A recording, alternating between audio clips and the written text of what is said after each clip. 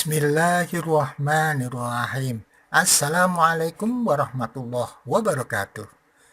Inilah highlight inti dari video kali ini.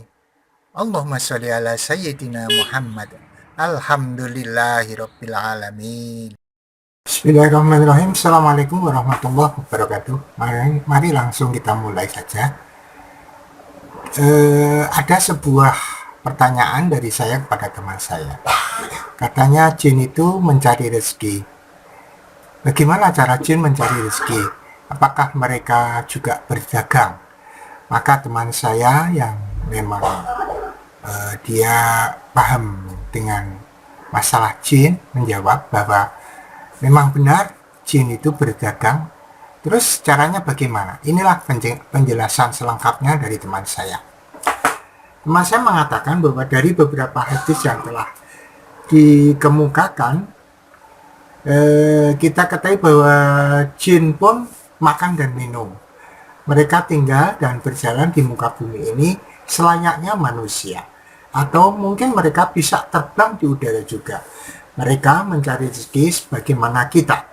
Jin mukmin mencari nafkah hidupnya dengan cara yang halal. Akan tetapi, jin kafir mencari nafkahnya dengan jalan yang tidak halal. Hal ini diperkuat oleh sebuah kisah yang pernah dibaca dalam sebuah buku yang berjudul Sirrur Ruh, ditulis oleh Syekh Al-Minawi. Dia adalah seorang ahli ilmu agama dan akhlak. Mengawali tulisannya dengan pendalilan yang panjang tentang esensi ruh. Dia menjelaskan bahwa roh yang tersembunyi ini mampu melakukan hal yang di luar kebiasaan manusia. Dia berkata, di sebuah desa pinggiran kota Mesir, desa yang dihuni oleh sejumlah petani, karena di Mesir itu dulu biasanya juga agraris ya, bertani. Desa tersebut didampingi dengan sebuah desa yang lebih besar dan lebih banyak penduduknya. Di desa tersebut terdapat pasar yang ramai oleh para pedagang dan konsumen yang memasarkan barangnya setelah musim panen. Hasil dari para petani itu beraneka ragam. Satu ketika, seorang dari petani mengumpulkan hasil panen gandum. Dia menyimpannya pada karung yang terbuat dari sabut seperti jaring. Setelah beberapa hari, hasil tersebut dibawanya untuk menuju pasar, mau dijual begitu. Setelah sampai di sana, kemudian bertransaksi dengan seseorang di pasar tersebut. Maka dibelilah hasil panen gandum tersebut. Setelah hari mendekati senja, dia pulang ke rumah. Ketika sudah berada di dekat rumahnya, dia melihat orang-orang berkerumun di sekitar rumahnya. Dia mengira bahwa ada sanak famili yang sakit atau meninggal dunia. Dengan sakwasangka dan kekhawatiran, dia menanyakan gerangan apa yang telah terjadi di rumahnya. Salah seorang dari mereka menjawab, "Bukan ada yang sakit atau meninggal. Istrimu menangis karena seluruh perhiasannya hilang. Karena sangat sedih, dia menangis. Perhiasan tersebut dia simpan pada karung. Pada karung tersebut bersatu dengan karung gandum hasil panen yang engkau bawa itu. Dan mungkin perhiasan tersebut kini telah engkau jual beserta gandum yang engkau bawa." Jadi perhiasannya itu tidak sengaja terjual karena masuk di karung gandum tadi. Lelaki itu kemudian berkata kepada istrinya, "Sudahlah, jangan khawatir. Perhiasan itu tidak akan hilang. Besok saya akan kembali ke pasar untuk mencari pembeli itu.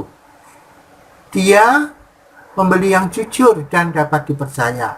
Aku janjilah akan kembali dengan perhiasan tersebut."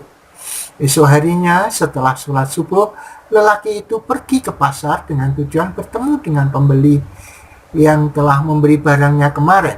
Setelah bertemu, diceritakannya semua kejadian. Pembeli itu berkata, "Tenang saja, itu hal yang mudah. Apabila benar perhiasan itu terbawa dalam karung tersebut, maka akan tersimpan dan aman."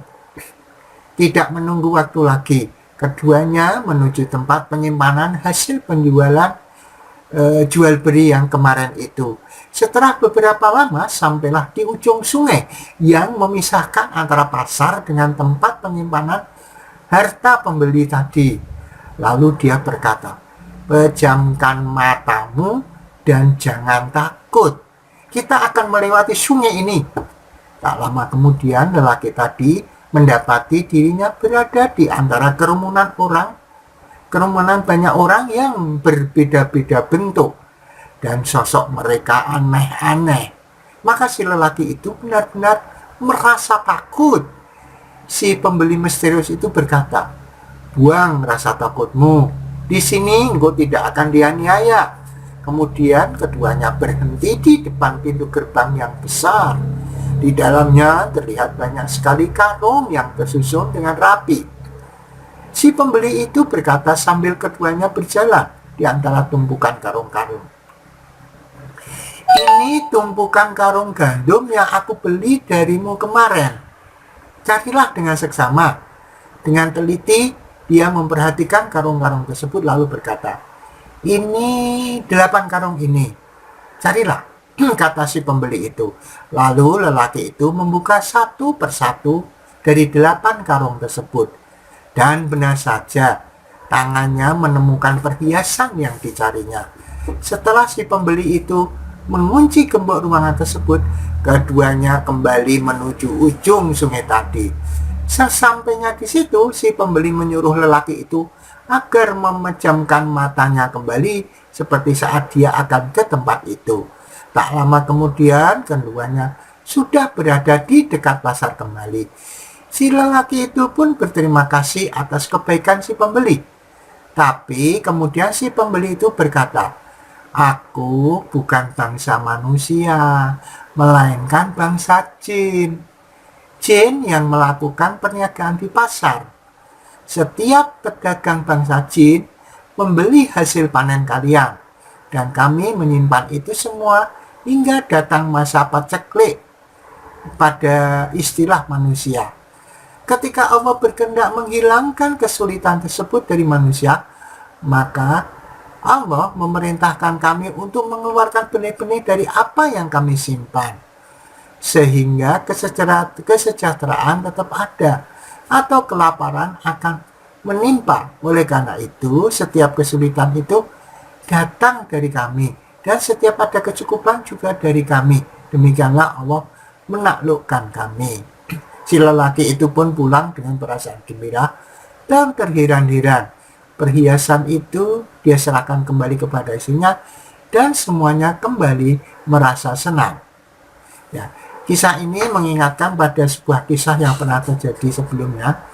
Ketika begitu mahalnya bahan pangan karena banyak orang yang menimbun bahan makanan. Mereka orang-orang yang mengambil keuntungan pribadi dan tidak memperhatikan orang-orang yang lemah, sehingga menimbulkan kekurangan dan kelaparan. Dan sungguhnya rahmat Allah lebih baik dari apa yang mereka kumpulkan itu. Bisa saja itu manusia yang sudah kerasukan jin sedang mengumpulkan, senang orang-orang itu, manusia itu menjadi susah. Jelas itu adalah dari jin kafir. Baik, jadi kesimpulannya bahwa golongan jin itu pun mencari rezeki, ada juga yang dengan melalui perniagaan. Jadi bagi golongan jin muslim, dia akan melakukan perdagangan dengan jujur, ya, dan dia bisa istilahnya itu membantu manusia. Tetapi jangan lupa bahwa kita tidak boleh takluk dengan jin kemudian menjadi hambanya jin. Kita tetap hamba Allah dan harus patuh kepada Allah. Baiklah, saya sampaikan tujuan saya mengunggah video ini adalah untuk membunuh lupa, biar saya tidak lupa sudah setua ini. Yang kedua, meninggalkan jejak digital agar nanti bisa diputar lagi oleh anak cucu saya. Yang ketiga ada meningkatkan keimanan. Hei anak-anak dan cucu-cucu saya, keturunan saya, jangan lupa kamu dengan Allah. Jangan terpesona dengan kekuatan selain Allah. Jadi Allah lah yang maha kuat. Jangan percaya dengan kekuatan selain Allah. Kekuatan keris, kekuatan jambi-jambi dan sebagainya. Kemudian pesan saya, wahai anak cucu saya, jangan tinggalkan sholat. Jangan tinggalkan sholat. Jangan tinggalkan sholat. Itu pesan dari Pak Tony. Disclaimer-nya, barangkali ada hal yang sama, ide yang sama, itu kebetulan. Manakala Anda merasa terganggu, saya mohon maaf sebesar-besarnya.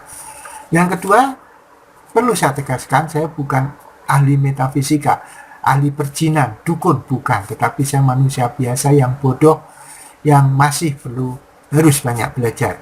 Yang ketiga, mungkin judul dan thumbnail serta caption yang ada di dalam thumbnail ini, ya, thumbnail video ini mungkin berbeda dengan isi dari video saya, tidak sama persis begitu, saya mohon maaf. Yang keempat, bahwa unggahan video ini adalah untuk anak cucu saya, tetapi manakala ada di luar famili saya yang berkenan untuk melihat video ini, saya ucapkan terima kasih, semoga ada manfaatnya. Terakhir, ini adalah pendapat saya pribadi, penuh subjektivitas. Kalau ada yang baik, itu datang dari Allah, silahkan dipakai. Tapi kalau ada yang salah, melanggar norma agama, melanggar norma susila, melanggar norma negara, saya mohon maaf dan nggak usah dipakai, lupakan saja. Oke, saya doakan mudah-mudahan Anda dan keluarga diberikan rezeki yang halal dan mubarakah dari Allah, diberikan perlindungan, diberikan kesehatan yang baik, dan mudah-mudahan kita semua bisa meninggal dalam keadaan husnul khotimah. Subhanakallahumma wa bihamdika asyhadu an la ilaha illa anta astaghfiruka wa atubu ilaik. Assalamualaikum warahmatullahi wabarakatuh. Allahumma sholli ala sayyidina Muhammad. Allahumma sholli ala sayyidina Muhammad.